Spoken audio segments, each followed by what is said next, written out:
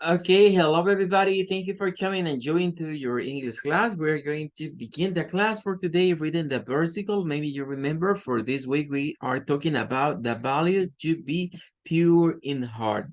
Pure in heart. We are going to find it in Matthew 5:8. And the Lord said to us, "Blessed are the pure in spirit, for they will see God." This is according to the New International Version. Ok, let's see. Bienvenidos, gracias a todos por conectarse. Vamos a iniciar con la actividad para este día. Recordando que estamos viendo la serie de las Beatitudes, las bienaventuranzas. Y esta semana nos ha tocado ver el valor de pure in heart. Que hemos dicho que la palabra pure, pues podríamos traducirlo directamente como puro, pero que también puede ser sinónimo de clean o de limpio, así como vemos la versión de la Reina Valera en español. Bueno, for today we are going to take a look in Bible Hub. Se recordarán que habíamos visto aquí hasta la Amplified Bible. Y vamos a continuar, ¿verdad? Revisando algunos de los meanings que hay detrás de este vocablo de pure. Realmente al ir viendo las Beatitudes no hemos visto mayores cambios, ¿verdad? A lo mucho uno o dos palabras que cambian de una versión a otra. Esta pues no va a ser la exception. Tenemos algo similar. Al ver la Christian Standard, vamos con Blessed are the pure in heart, for they will see God. Holman cambia la forma de redacción, comienza con el adjetivo y luego dice lo que vendría siendo lo de blessed o lo de bendecidos. The pure in heart are blessed, for they will see God.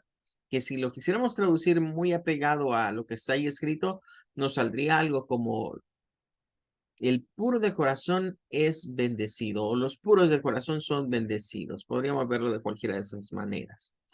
En American, vamos con la misma idea. Blessed are the pure in heart, for they shall, los cambios de will y shall, ¿verdad? Que ya sabemos que es para dar un inglés un tanto más formal con shall. Luego encontramos blessed are those who are pure in their hearts. En la Aramaic, esta sí cambia un tanto porque va con la idea, benditos aquellos quienes son puros en sus corazones. Ahí vendríamos teniendo esa idea. En la Contemporary English Version, la parte inicial dice, God blesses, Dios bendice those people whose hearts are pure. Dios bendice a aquellas personas quienes sus corazones son puros. They will see him, ellos lo verán. En la Dua, pues tenemos lo que es, blessed are the clean of hearts, for they shall see God. Casi similar idea también, ¿verdad? Que las anteriores. Pero el gran cambio es en el adjetivo, que aquí no vamos a tener el vocablo de pure, sino que se utiliza clean. Entonces, en esta do-way tendríamos quizás lo más aproximado a lo que vemos de limpio de corazón en español, porque podríamos traducirlo como dichoso, benditos, aquellos de clean of heart, limpio corazón, for they shall see God. Continuaríamos con la misma idea. Luego en la English Revised no hay mucho cambio. En la God Wars casi lo mismo. Y en la Good News Translation, como hemos visto con anterioridad, aquí se usa la palabra happy. Hay algunas versiones en español que usan la palabra dichosos, ¿verdad? Dichosos los limpios de corazón.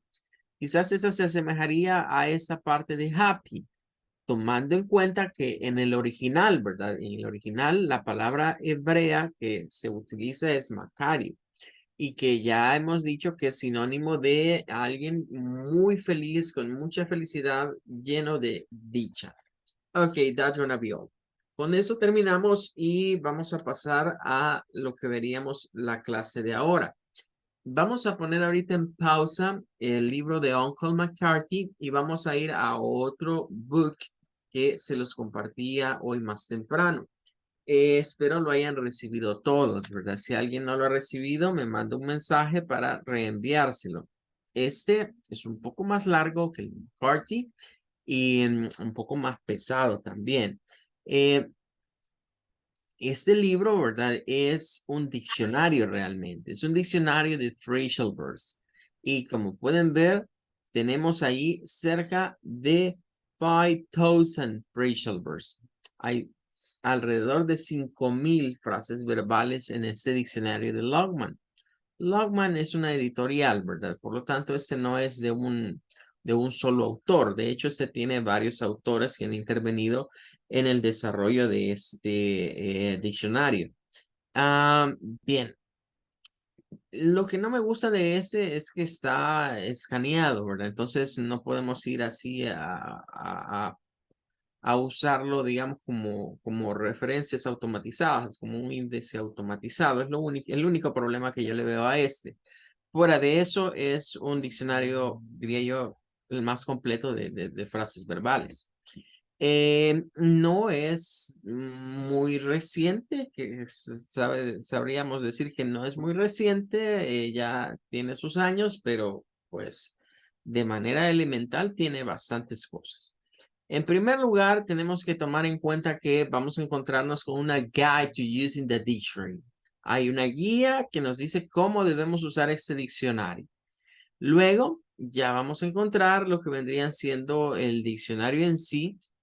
Y luego, ¿verdad? De un apartado vamos a encontrar una clasificación de acuerdo a el área de donde competen ciertas frases verbales.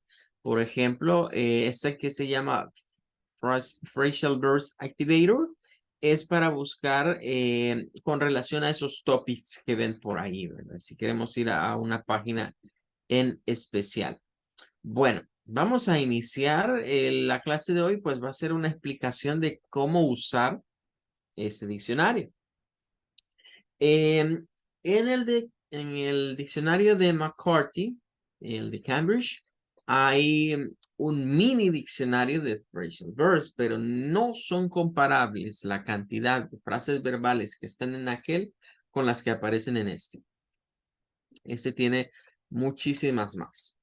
Bueno, en primer lugar, tenemos que estar conscientes que en este diccionario vamos a encontrar siempre un esquema como el que se nos muestra acá, donde aparece el main verb, como que fuéramos a buscar en un diccionario cualquiera un verbo.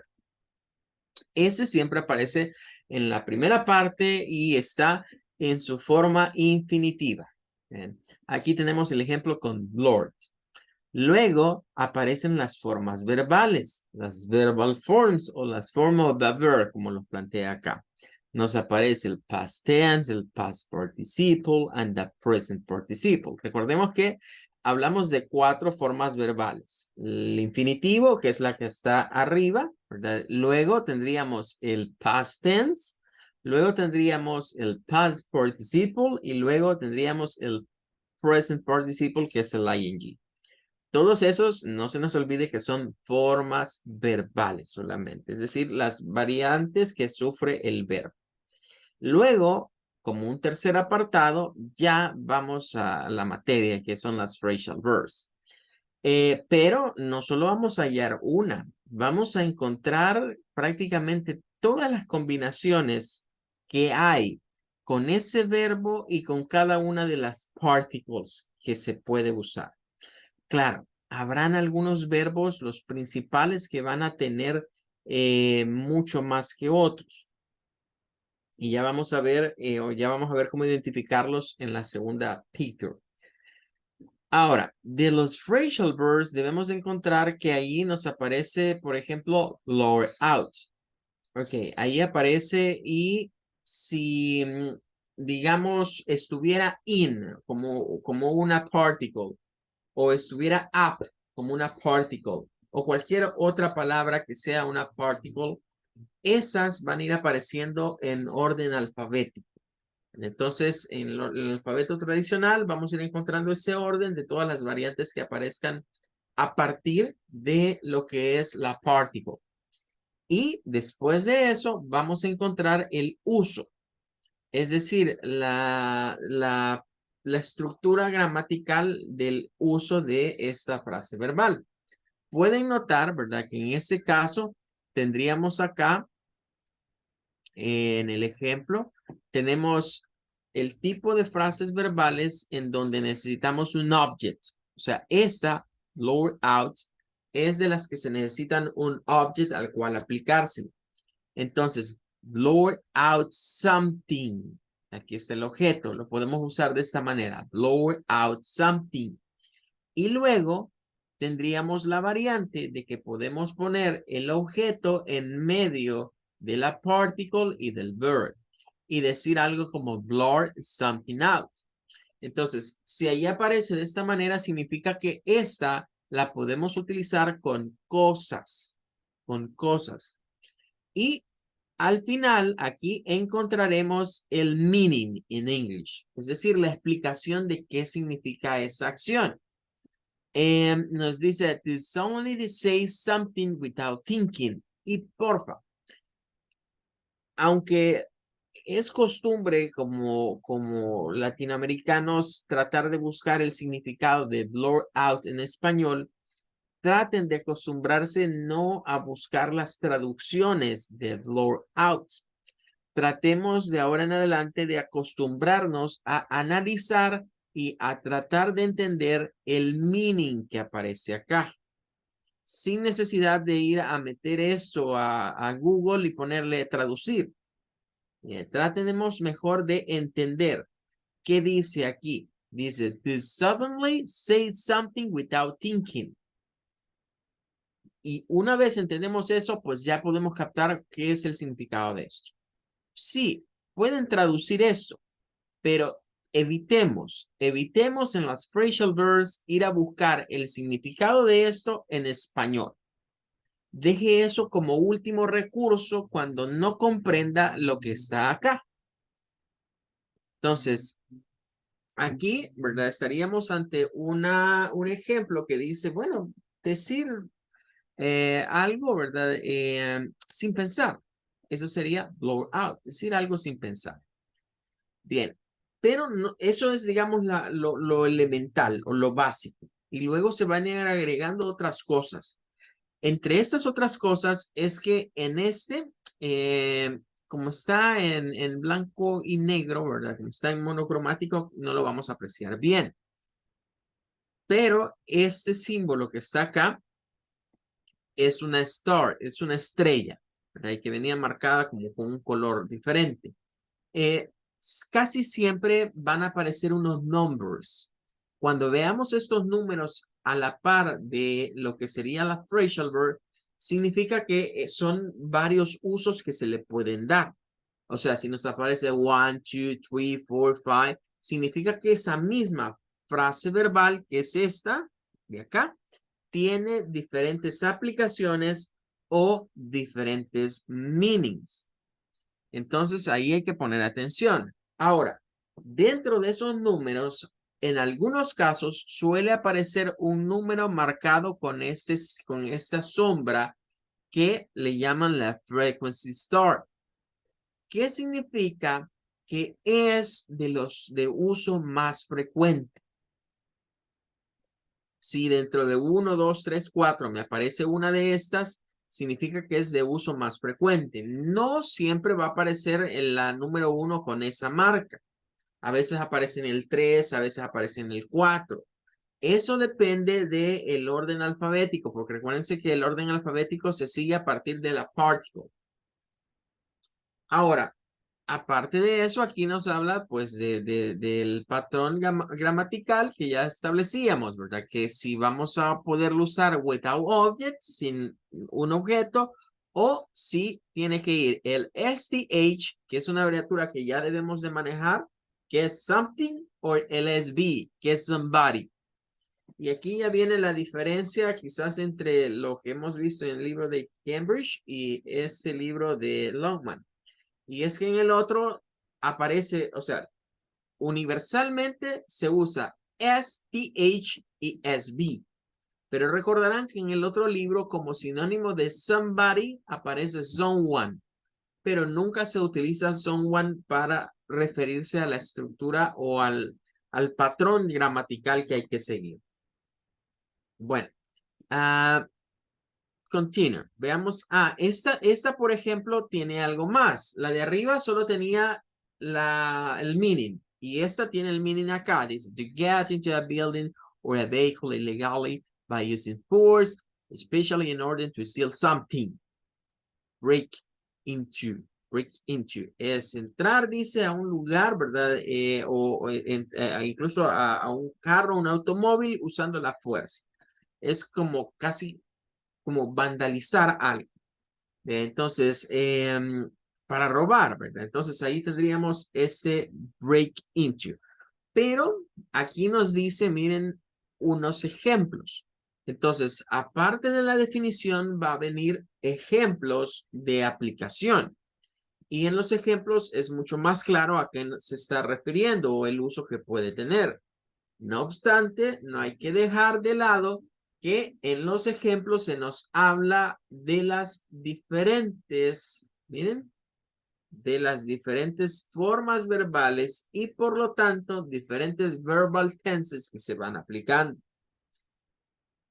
Dice, someone's broke into my car and stole the radio.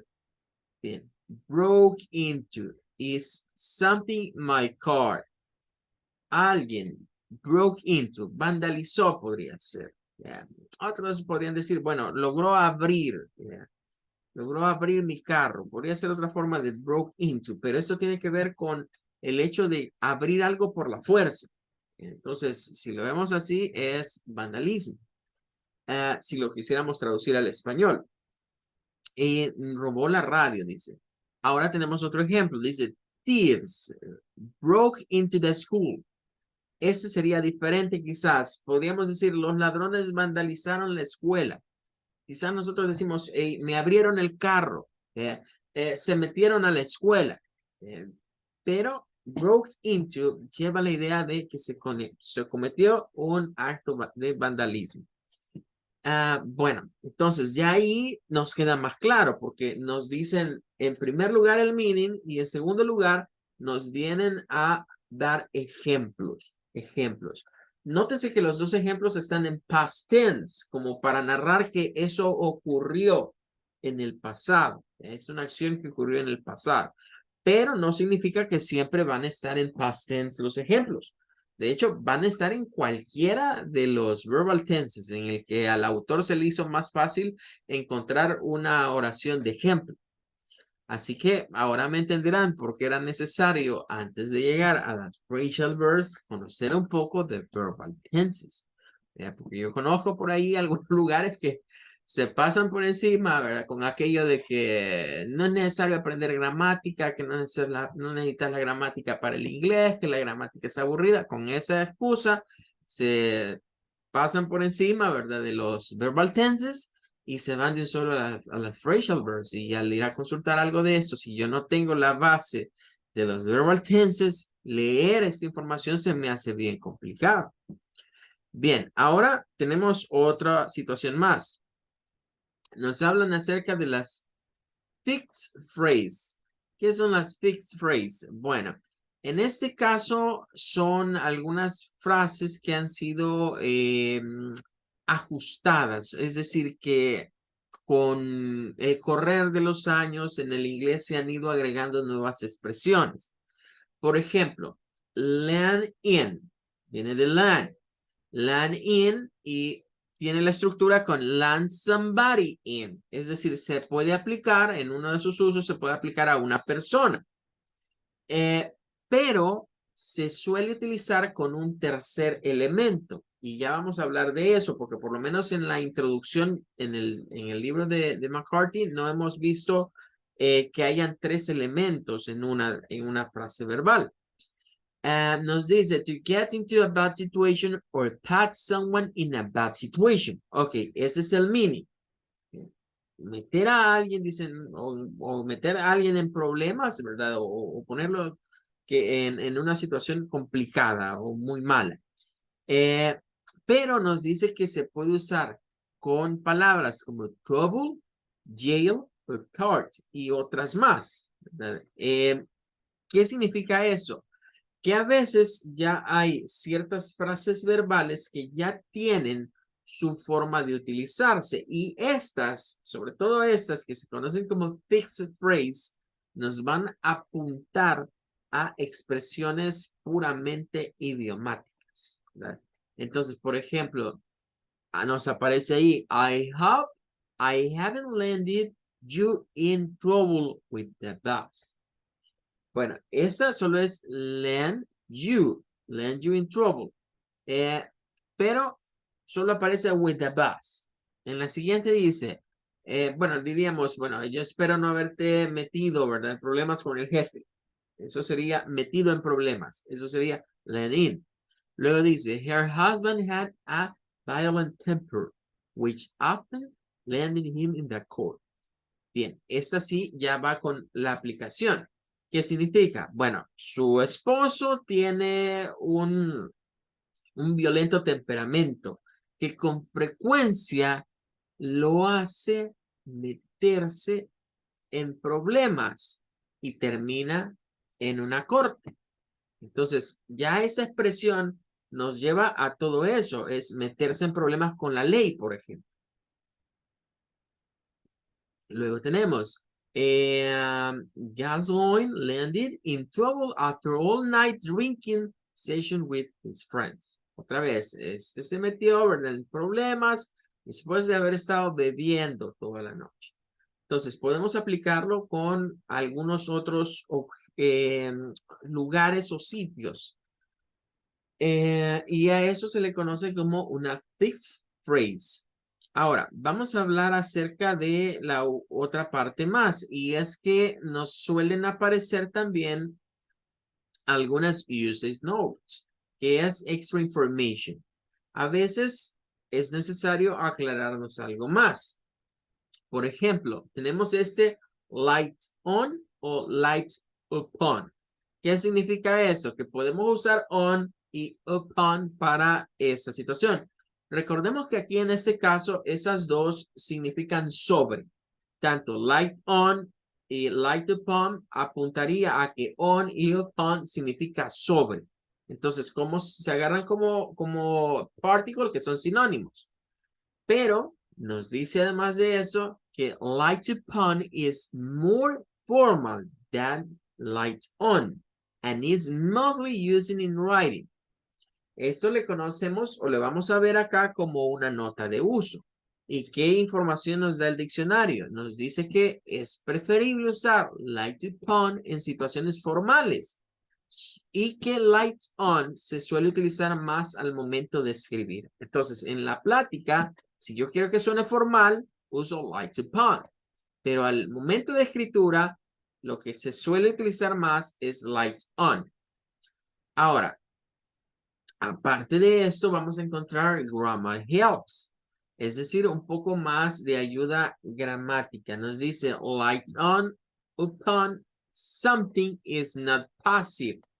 Bueno, como todavía no hemos estudiado lo de sujetos pasivos y activos, posiblemente eso nos sea un poco difícil saber a qué se refiere. Pero, ¿verdad? Es una forma en el inglés en la cual hablamos respecto de la intervención de un sujeto en una oración o no. Pero eso, pues, cuando lleguemos a ese tema, quizá lo vamos a ampliar más. Pero suelen aparecer ejemplos o complementos a la gramática dentro de alguno de ellos. Ahora, es interesante ver que también nos suelen aparecer algunas labels. Vamos a ver como en italic o en cursiva, vamos a ver algunas notas dentro de la definición que nos dan información acerca si esta es una expresión formal, informal, y si es spoken o literally, que ese es otro concepto que no hemos visto todavía y que ya que apareció aquí debemos de aclararlo. Hay frases verbales que las podemos traducir, decíamos literalmente. O sea, lo que está ahí, tal y como suena, el verbo unido a la preposición, podríamos decir que es el meaning. Pero hay otras que no. Aparte de esto, hay algunas que solo se utilizan cuando estamos en conversaciones. Hay otras que solo se utilizan al momento de estar escribiendo algo. Y hay otras que pueden ser clasificadas como formales o informales en términos del verbo. Porque lo que dice arriba de formal, de que es más formal una que otra, es por la particle. Entonces aquí ya se nos hace un montón de información. Porque significa que debemos de fijarnos a veces en el verbo, porque el verbo nos va a dar la idea si es una frase verbal formal o informal. Pero también la particle nos puede decir si eso es formal o informal. Entonces tienen casi igual peso en ese sentido. Bien, pero continuemos. Tenemos algo más. Decíamos, vamos a encontrar dentro de las labels, podemos encontrar todavía más información. Ahora, esta nos habla de la definition. Normalmente en Longman tratan de que las definiciones no sean muy largas y tratan de seguir un formato de a lo mucho 2000 palabras, ¿verdad? Para definirlas, para no hacerlas muy complejas y que queden claras. Entonces, no vamos a hallar muchas largas, pero sí vamos a encontrar algunas cosas interesantes. Y es que de repente van a aparecer algunas abreviaturas, que ya vamos a llegar a ese apartado. Por ejemplo, si vemos AME es American English. AME, American English. Y si vemos BRE es British.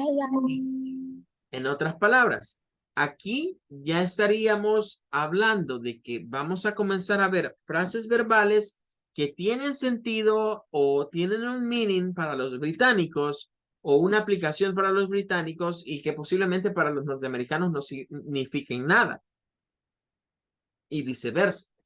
Por ejemplo, en este que es linking to, podemos decir linking to somebody o maybe something to, o puedo decir linking to something or somebody. De acuerdo a los británicos, esto es to describe something or someone as similar to another thing or person. Describir a alguien como alguien similar. Lo podríamos traducir incluso como comparar. De hecho, aquí nos dice compare, comparar algo. Pero esta definición solo es para el inglés británico. Es decir, para los estadounidenses, una de dos. O linking to no significa nada, o linking to significa otra cosa. Entonces, dependerá porque ahí nos va a aparecer, si en el inglés americano significa otra cosa, ahí va a aparecer. Encontramos los ejemplos que ya habíamos dicho, ahí va un ejemplo siempre de aplicación de la misma y encontramos esta que dice similar to. Cuando dice similar to son los synonyms, es decir, es el verbo que reemplaza esa frase verbal. Por ejemplo, aquí tenemos line up against. Este es de los que tienen tres componentes. Tiene un verbo y tiene lo que podría ser en la particle, en este caso serían dos preposiciones. Pero los que tienen tres, quiero decir desde ya, nunca vamos a ver dos verbos. O sea, es un verbo y los otros dos componentes son particles, es decir, preposiciones o adverbios. Entonces, en este caso nos dan la idea de qué significa line up against. Y cuando aparece similar o opposite, es mucho más fácil entenderlo. Incluso no se hace ni siquiera necesario quizás ver la definición, pero la definición siempre nos ayuda un poco. Cuando diga similar to, eso es que podemos encontrar un verbo o incluso una frase verbal que signifique lo mismo que es. Es decir, ahí vamos a encontrar synonyms, son sinónimos.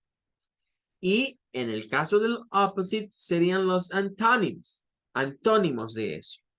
Los antónimos pueden ser otra frase verbal, como puede ser un verbo. Como pueden notar acá, aparece otra frase verbal que es muy similar. Y lo único que cambia es que en vez de decir against, dice behind.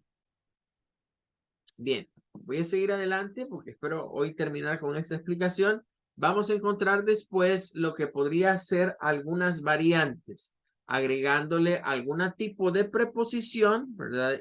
O bien agregando modificaciones, ¿verdad? Para utilizar posiblemente algunos nombres o adjetivos. ¿Qué significa eso? Que hay algunas frases verbales, recuerden que se parte del verbo, luego convertimos la frase verbal, pero a partir de las frases verbales se pueden crear nombres de cosas. Por ejemplo, aquí está changeover. Nos dice que es especially British. Es británica esta expresión. Y dice, stop doing or using one system or thing. And start doing or using different or one step. Bueno, nos dice, bueno, es como estar tratando pues de utilizar, dejar de utilizar un sistema o algo y usar algo nuevo o diferente. Y nos dice que es similar a switch over. Pero en medio de esto, al final, nótese change over, que está unido y sin separación. Este es algo especial porque es cuando de la frase verbal sacamos lo que vendría siendo un nombre. Entonces, cuando se escribe change over, así como está unido sin la separación, se refiere a cambiar, dice, cambiar la forma en la que algo se hace. Es como decir, bueno, un change over es como cambiar a lo que estoy habitualmente acostumbrado a hacer. Ah, pero cuando decimos change over unido es necesito un cambio. Tengo que hacer el cambio. El cambio. Entonces ya no es frase verbal, sino que se da una situación en donde se convierte en un noun. Eso lo vamos a estudiar con mucho detenimiento, ¿verdad? Sobre todo en el libro de Cambridge hay varios apartados dedicados solamente a ese tema. Bueno, ahí termina esa parte. Luego viene la introduction. Eso nos dice lo que ya sabemos, lo que ya hemos estudiado con la parte de Longman, ¿verdad? Nos dice que carry out, por ejemplo, es idiomatic, puede significar do, pull up, stop, answer back is like answer regularly y otras cosas más. Pero quizás me interesa aquí que vayamos a ver esto que sí va a ser bien importante. Y son las abreviaturas que se suelen utilizar, ¿verdad? En el diccionario. Ya vimos dos de ellas, British English, American English. Spoken, que significa que es cuando esto se usa más que todo al hablar, no tanto al escribir. Informal y formal, cuando algo es formal o informal. Old-fashioned es lo chapado a la antigua. Es decir, hay algunas expresiones de estas que son, digamos, de gente adulta mayor, 2 o 3 generaciones anteriormente.